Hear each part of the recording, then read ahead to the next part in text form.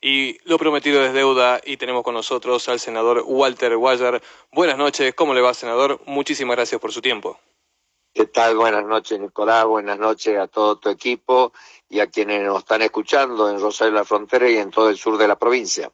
Bueno, para hablar con usted, compañero Guayar, tenemos una amplia gama de su historia política, pero nos gustaría que nos comience desarrollando una pregunta que nos hacen los compañeros. ¿Cómo puede gestionar usted en época de Milei? ¿Cómo está viendo los 6 meses de este gobierno y obviamente las críticas que le puede hacer al mismo? Bueno, la verdad que yo soy un crítico y cuestiono mucho la gestión de estos 6 meses del actual presidente. Me parece que al no estar comprometido con la política y mucho menos con la sociedad, porque esto es lo que mostró ya en campaña y mostró a lo largo de la poca trayectoria que se podía ver de él, ¿no? ¿Qué conocemos de Milei?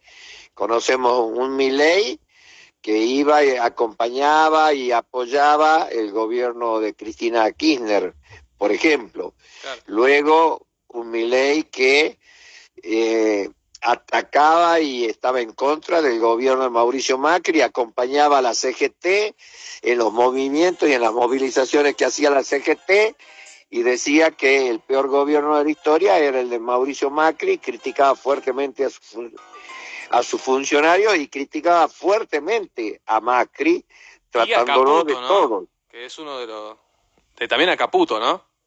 Por eso a todos los funcionarios, a Caputo es el que más criticaba. Luego viene el Milei diputado. El Milei diputado vota a favor de que el impuesto a la ganancia lo dejen de pagar muchísimos trabajadores, haciendo que queden en categorías altas únicamente ese impuesto. Y él vota y la ley sale por una mayoría abrumadora de votos que acompañan el sacarle esa presión tributaria a los trabajadores.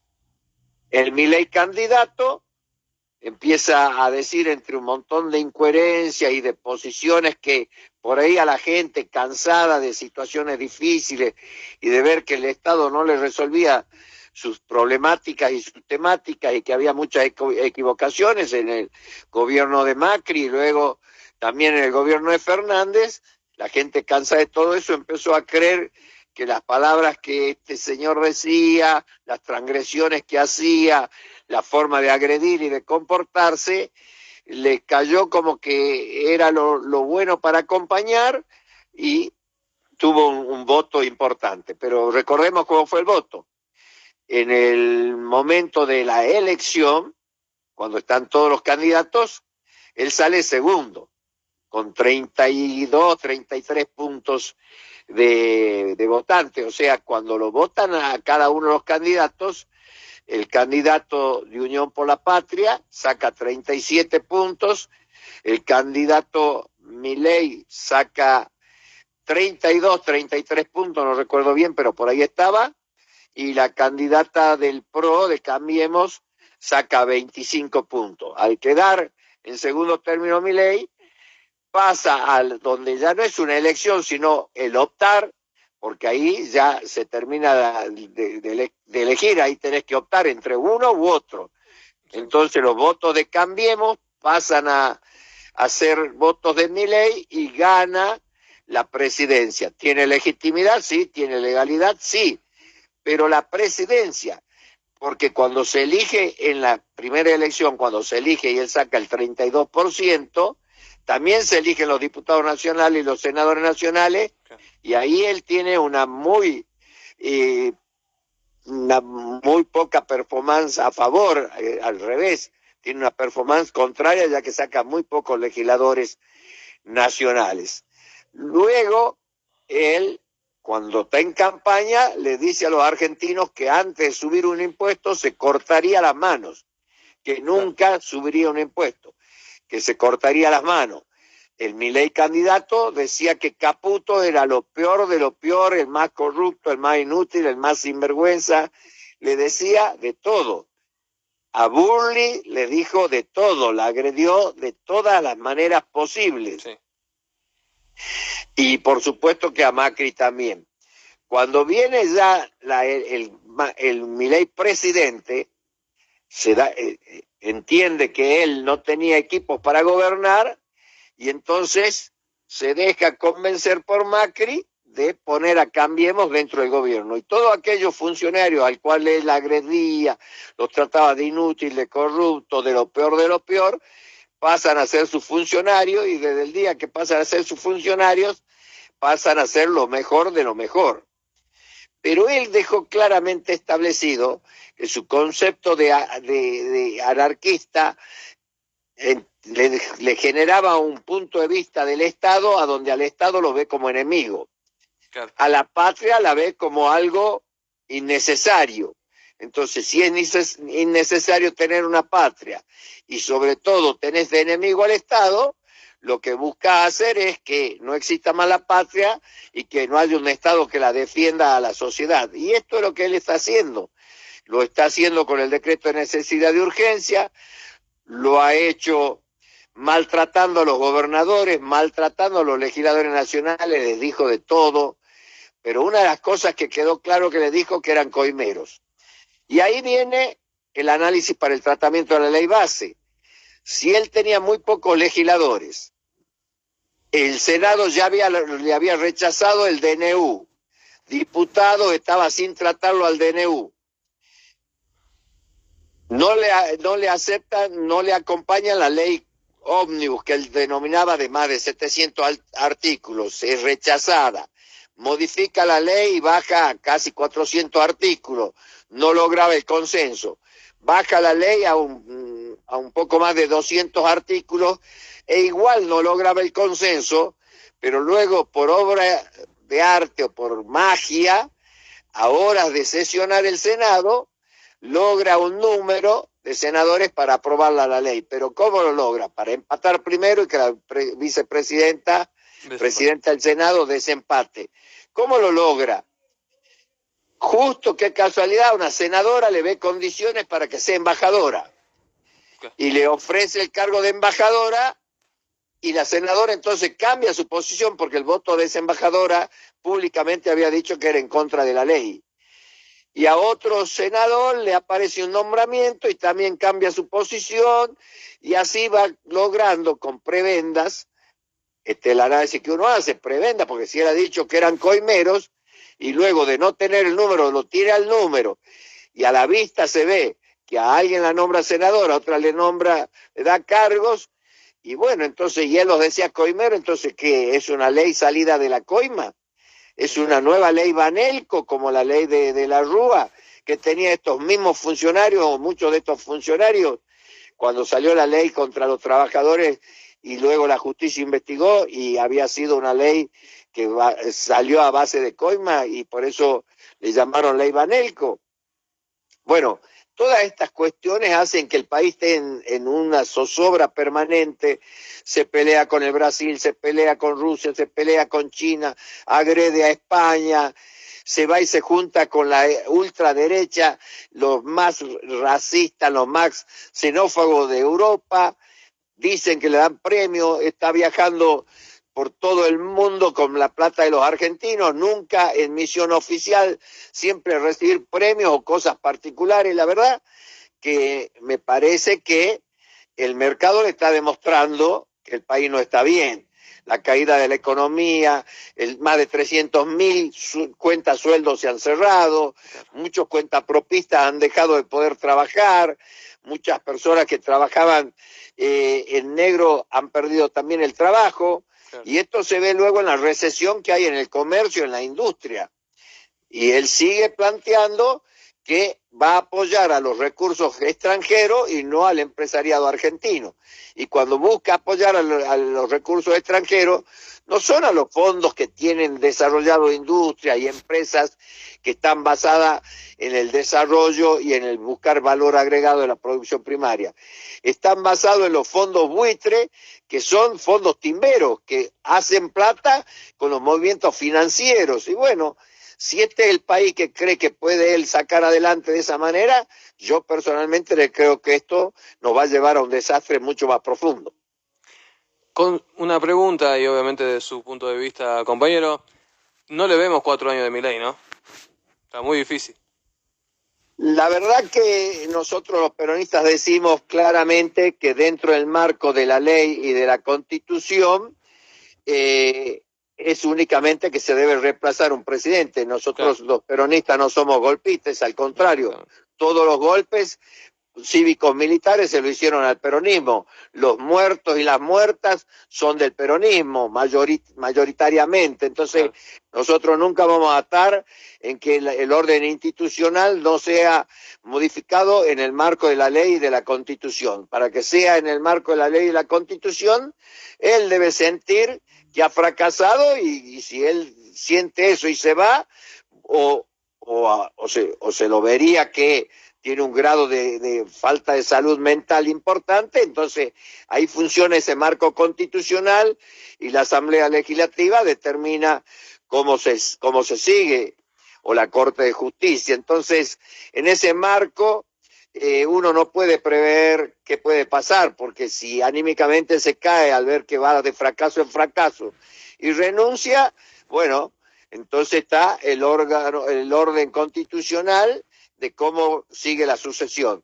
Y si por algún motivo se lo notara insano y entonces el Poder Judicial, la Corte, lo declarara insano, también está en el marco de la Constitución. Y esto no lo podemos saber y por lo tanto no lo puedo aseverar. Lo que sí creo que los peronistas tenemos que construir un proyecto de gobierno, que los peronistas debemos estar fortaleciendo un frente de partidos que discuta un plan de gobierno que tenga las mujeres y hombres preparados para hacerse cargo cuando sea el momento de hacerse cargo, porque siempre es el peronismo luego el que saca a la Argentina adelante de donde nos dejan los que llegan y lo endeudan al país, lo entregan y lo dejan esclavo de los capitales imperialistas, ¿no? Exactamente. Y obviamente, volviendo al trending topic del peronismo en la provincia de Salta, quería hacer una pregunta también un poco más personal. Lo vimos con Guillermo Moreno en la provincia. ¿Habrá principios y valores para la provincia? Y otra pregunta más. Vimos que convocó a toda la generación del peronismo y la que se viene también. Guillermo Moreno es peronista. Guillermo Moreno viene marcando cosas que se han ido suscitando en el país desde hace muchísimos años. Ha sido parte y un funcionario muy importante de una etapa donde el país creció y se desarrolló muchísimo. Fue atacado, agraviado y hasta denunciado, y buscan a través de la justicia tratar de frenarlo, porque siempre dijo lo que es y lo que iba a pasar al país. Lo que dijo fue y le pasó al país. Y hoy día han salido a recorrer todo el país y a donde va se lo ve a los jóvenes acompañándolo, a las generaciones intermedias, a los mayores, el peronismo se va encolumnando con él y esto ha generado un debate interno en el peronismo muy, muy bueno. Pero aparte de eso, los distintos sectores del campo popular también van a tener que ver cómo hacen una autocrítica, luego cómo debaten un programa de gobierno y luego cómo se hace un frente mucho más importante para gobernar la Argentina. Y eso está sucediéndose en todo el país y aquí en Salta ha pasado. Cuando Moreno vino, fue a la universidad y el anfiteatro a donde se juntaron los jóvenes no cabía un alfiler, tenían que estar afuera. Luego fue a distintas actividades, todas a donde habían cientos de personas, y en el acto final, que era el acto político, había más de 1.400, 1.500 personas, municipales, que ¿no? llegaron por sí solas. Claro, no. Eso se vio obviamente en video y demás cuestiones, los compañeros que iban pasando por enfrente, que había gente hasta en la calle prácticamente, estaba cortada esa calle por recibir al compañero Moreno y que la gente se quedaba a escuchar por más que esté afuera. Eso trae una esperanza también a la provincia y a los militantes.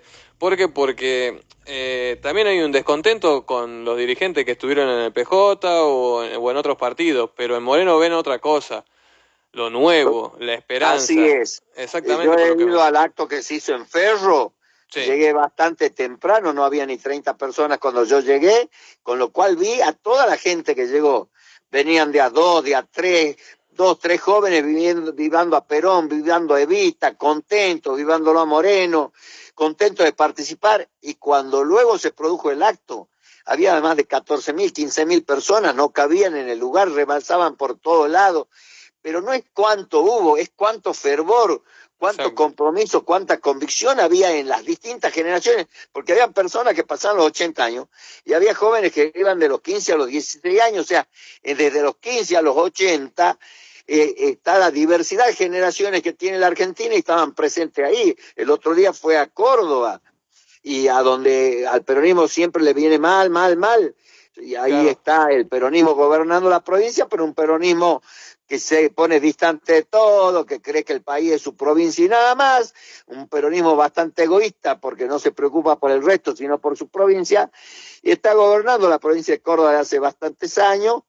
pero si va a otro sector, si no era el sector de derecha, en Córdoba Claro. no le iba bien. Ha ido Moreno y ha tenido una repercusión tremenda las actividades que ha hecho, sobre todo en los jóvenes. Y esto es lo que está pasando ahí. En Salta, el PJ, el presidente del PJ es alguien que yo respeto, valoro, lo aprecio, lo conozco de joven él, de adolescente, yo soy más grande que él. Claro. Yo ya era un joven cuando él era adolescente, lo conozco desde ahí, y tiene muy buenas intenciones, pero las buenas intenciones no alcanzan si luego el conjunto no fija posiciones. Por ejemplo, el O PJ no se de siente Salta, representado, ¿no? El total, digamos.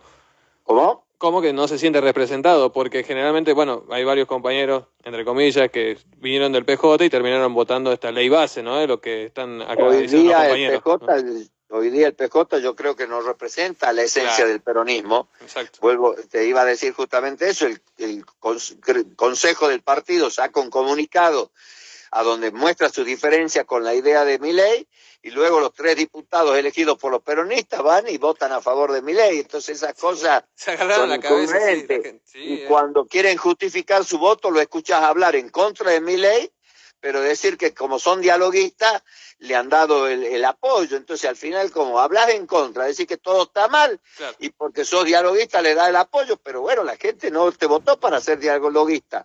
La gente cuando te vota te da un mandato y una representación. Y si Exacto. te da un mandato y una representación y vos luego haces otra cosa, le estás fallando a tu mandante, lo estás dejando sin voz a tus electores. Y eso es muy malo en la democracia, y eso es lo que hicieron los diputados del peronismo que votaron a favor de la ley de Milei. Hay esperanza en el peronismo, volviendo a hablar justamente de nuestro movimiento. Acá en Rosario de la Frontera, el concejal Fabricio Cuadrado abrió el interbloque de principios y valores y esto obviamente le da otra musculatura a la juventud. Miren, cuando Moreno venía a Salta, que venía por tierra y en un viaje largo, lo llamo por teléfono cuando ya estaba en ruta y le digo que había una ciudad que se llamaba Metán, Claro, ese Metam, que nuestros él vecinos. iba a pasar por las puertas de esa ciudad, por la ruta, y que había gente que quería conversar con él y saludarlo. Yo pensé que me iba a decir, mirá, estoy llegando a las 11 de la noche, por ahí vengo de un viaje largo, mañana tenemos un día largo, que me iba a decir, no, que me vean en Salta. Sin embargo, dijo, no hay ningún problema, voy a la ciudad. Y bueno, entramos a la ciudad, nos recibió el intendente, la gente se enteró que estaba ahí Moreno, y en un ratito estaba llena la municipalidad de gente, muchos de ellos diciendo que habían votado a Milei y que sus emprendimientos estaban en una tremenda crisis. Le preguntaban a Moreno cómo iba a venir la situación, qué creían Moreno tenía que hacer para ellos salvar su situación en los negocios. Habría agricultores, había trabajadores, y se quedó como hasta las 2:30 de la mañana, charlando con la gente, dándole sus puntos de vista, consejos. La verdad que fue mal. Llegamos a Salta tipo 3:30, 4 de la mañana, y el otro día a las 7 de la mañana ya estaba en programas de radio, de televisión, y una actividad que terminó a las 2 de la mañana. O sea, la fuerza y la convicción de ese compañero es importante, y es lo que está transmitiendo a los jóvenes. Por eso es un movimiento importante del peronismo en todo el país. Lo vamos a tener en esta fecha por Rosario de la Frontera, en la Sí, inauguración del porque ahí interbloque te con los quería compañeros. decir que cuando fue Moreno a Rosario, a Metam, Ajá. había unos jóvenes que habían llegado de Rosario de la Frontera. Sí, era yo con el compañero. Exactamente, había unos jóvenes que habían llegado de Rosario de la Frontera, se saludaron con Moreno, charlaron con Moreno, Moreno los felicitó por ya tener a esa edad responsabilidades y compromisos políticos, y luego siguieron charlando conmigo y estamos en permanentes charlas, y bueno, me dijeron que querían ponerse en la lucha a construir el espacio de Moreno. Ya hay distintos compañeros en el sur de la provincia, en el departamento de Rosario, y le dijimos que sí, que es importante, que los grupos no tienen que tener ni celos, ni enfrentamientos entre sí, que cada uno puede o conformar un solo equipo o desde los distintos equipos y desde su pertenencia ir construyendo este partido peronista que va a dar batalla y que va a ser parte de un frente importante y que va a estar sentada en la mesa de discusión de cuál va a ser el proyecto de gobierno que el peronismo le va a presentar a los argentinos. Así que yo estoy muy contento con ustedes,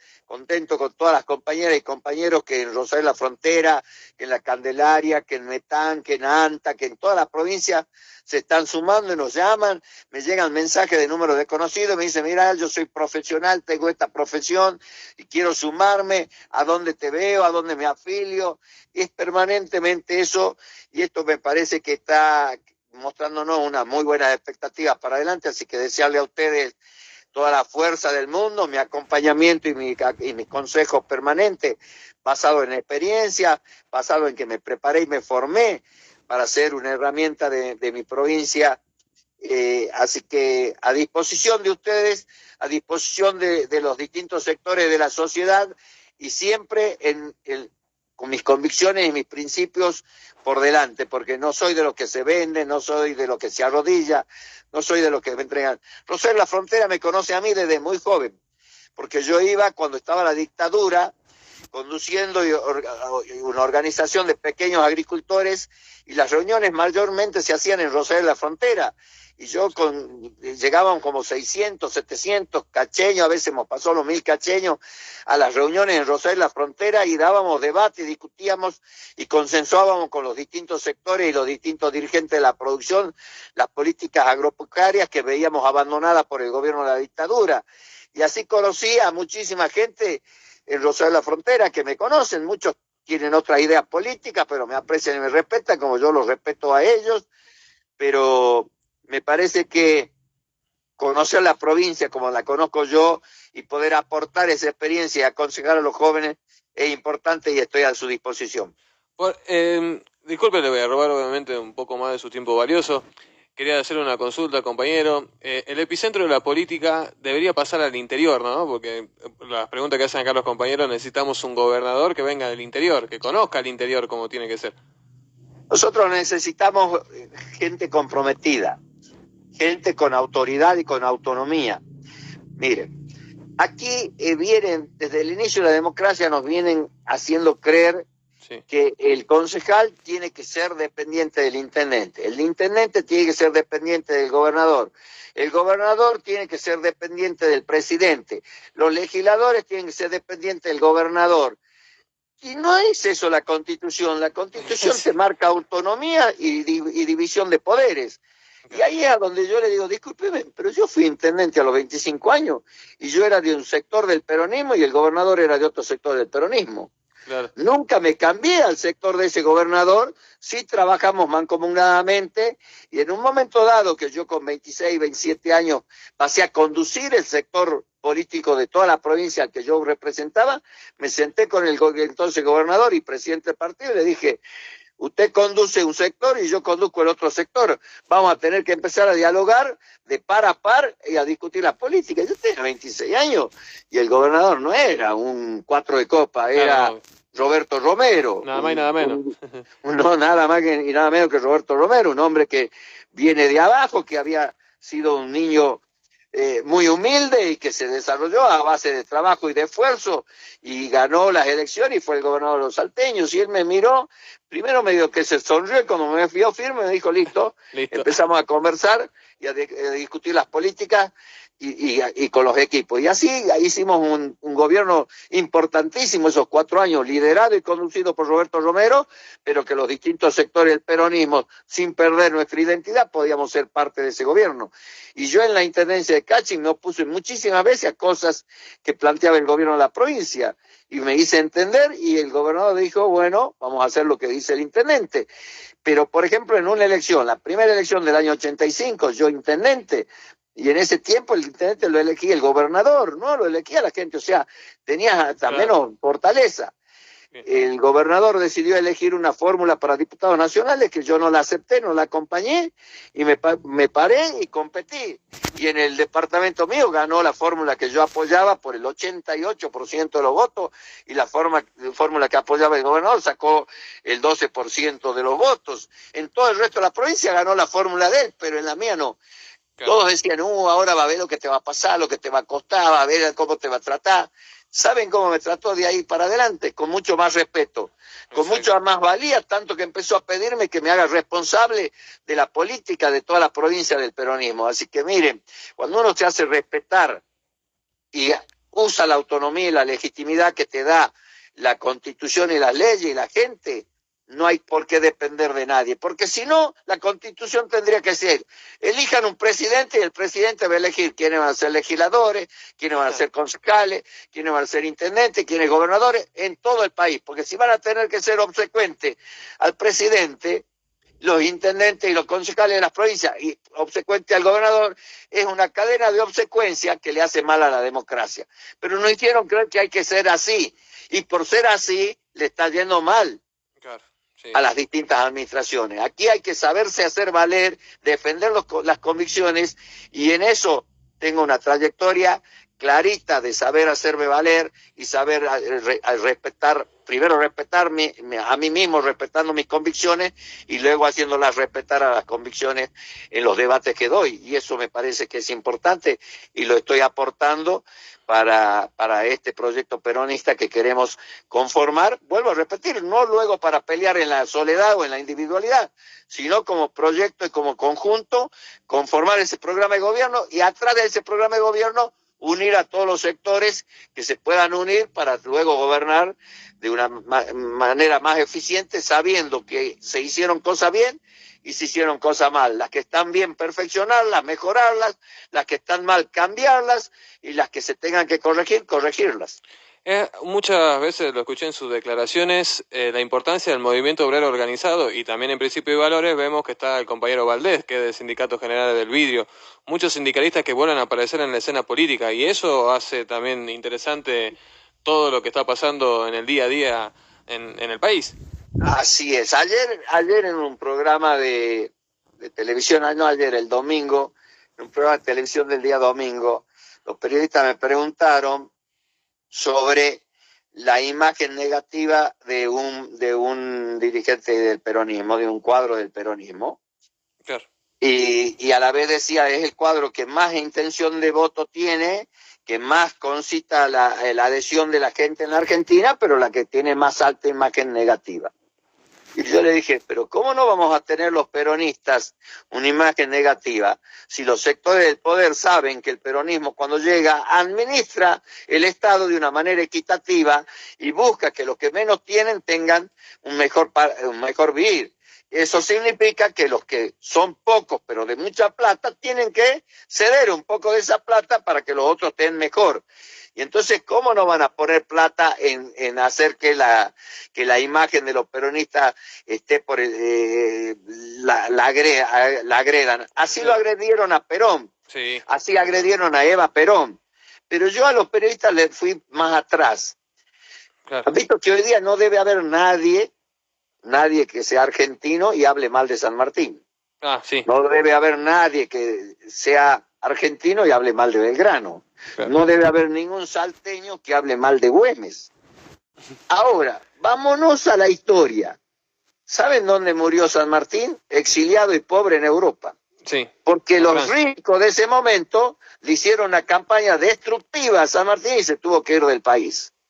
¿Cómo murió Belgrano? en la pobreza absoluta, teniéndole que dar su reloj como paga el médico que lo atendió hasta su último día, su problema de salud, sin medicamento, en la pobreza absoluta, porque los ricos de esos momentos, los poderosos, los grandes, siempre han defendido su interés económico y no la patria, entonces lo detractaron y buscaron denigrarlo a Belgrano. ¿Cómo murió Güemes? Muerto por una bala dada por un salteño. Después la historia nos quiso hacer creer que lo mató un realista y después empezaron a difamarlo. Lo mataron los sectores pudientes, los sectores de personas ricas de la provincia de Salta, porque Güemes les pedía que aporten plata para el ejército de Gaucho, porque él con ese ejército gaucho defendía la frontera norte del país y lo ayudaba a San Martín a liberar no solo la Argentina, sino el Alto Perú, a donde se encontraba Chile, Bolivia y Perú. Entonces, estas son las verdades y estas son las realidades. Lo mata alguien de aquí. Y hoy día esos sectores siguen existiendo. Porque cuando se construye la patria, había gente que quería seguir siendo colonia española, había gente que quería ser colonia de los ingleses, y estaban estos grandes próceres que querían tener una patria libre y soberana, y un hermanado con las otras patrias de Latinoamérica, siendo la gran patria latinoamericana. Claro. Y ahí viene ya la división. Ahora nos dicen la grieta estuvo siempre, desde que la patria se construyó, ya estaban estas grietas. Y es una grieta donde los ricos siguen estando de un lado y los pobres están del otro. Ahora, lo que pasa es que los ricos ponen tanta plata y los medios de difusión cada vez son más importantes y entonces te hacen mala fama. Y ahí te voy al gremialismo también. Como los gremialistas defienden los derechos de los trabajadores, la comunicación es agredir. Y cuando te agarran a uno de la política, del gremio o de las organizaciones sociales que comete un error, te hacen de ese árbol caído una fogata tan grande para que nos prendan fuego a todos. Exactamente. Pero la verdad es que cada vez que llegan los más poderosos al gobierno, al país le va mal y al país lo entregan, al país le endeudan, le venden sus riquezas, y hoy día esto es lo riesgoso, que están queriendo entregar nuestros recursos naturales, están queriendo vender nuestras tierras. Si esas tierras de encima abarcan las nacientes del agua, mucho mejor, así ya no somos dueños ni del agua. Claro. Y esto es lo que tenemos que frenar los argentinos, ya no un partido, sino los argentinos de bien, que queremos una patria donde nuestra bandera sea la celeste blanca, a donde nuestra soberanía sea lo trascendente, y esa patria la vamos a tener que defender con los argentinos de bien de todo el país. Quería agradecerle por su tiempo, senador, y esperemos tenerlo en los próximos programas. Este es un radio que lo hacemos con los compañeros, para aquellos que no tienen voz, pero necesitábamos un compañero con experiencia, así nos explique también lo que se viene, ¿no? La política sirve para ver los sucesos a futuro, y bueno, y agradecerle muchísimo por su tiempo.